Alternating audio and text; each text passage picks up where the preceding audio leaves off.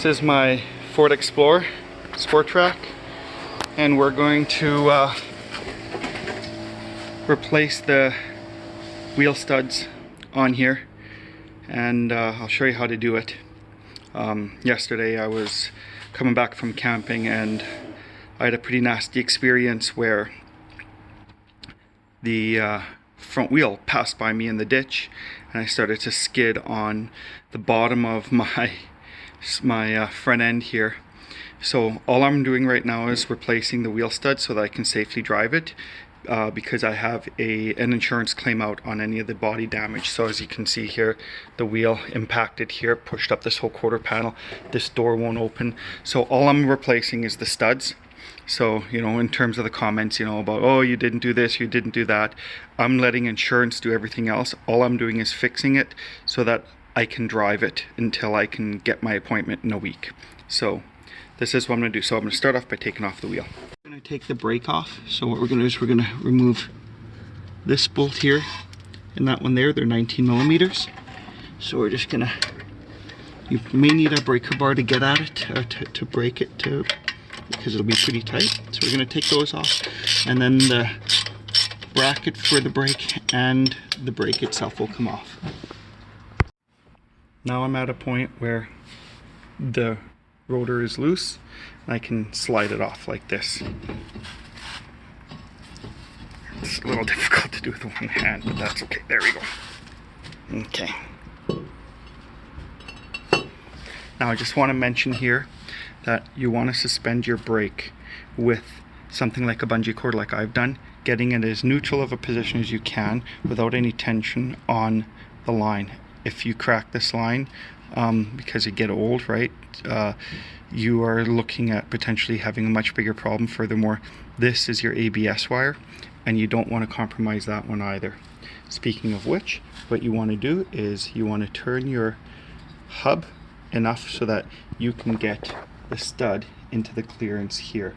There's actually enough clearance there between your ABS and this part of your A-arm, and then you can get that stud out. And these are pretty rusted, so I think they're going to need a lot of motivation. So wear safety gear, eye protection, hearing protection, and then we'll go at it. Working against the light here, so pardon me. So I've banged this with a hammer a few times and it's a tight fit, but you'll see right there it comes out. So there it is. Once you've gone around and removed all of them, it's time to put the new ones in. And once again, you want to line up so you don't come against your ABS sensor. Oh, I gotta move that. In order to seat the studs nice and straight, what I'm doing is I got a couple washers and here some cheap box wrenches that were in a motorcycle repair kit, just to give myself some spacers. Now I'm using an old lug nut that I'm destroying in the process because it's got the flange there, whatever that's called, that taper, and that's what I'm using to pull the stud in. So as you can see, this one here, I've already got it completely flush. Don't know if I mentioned it in my last clip or not here.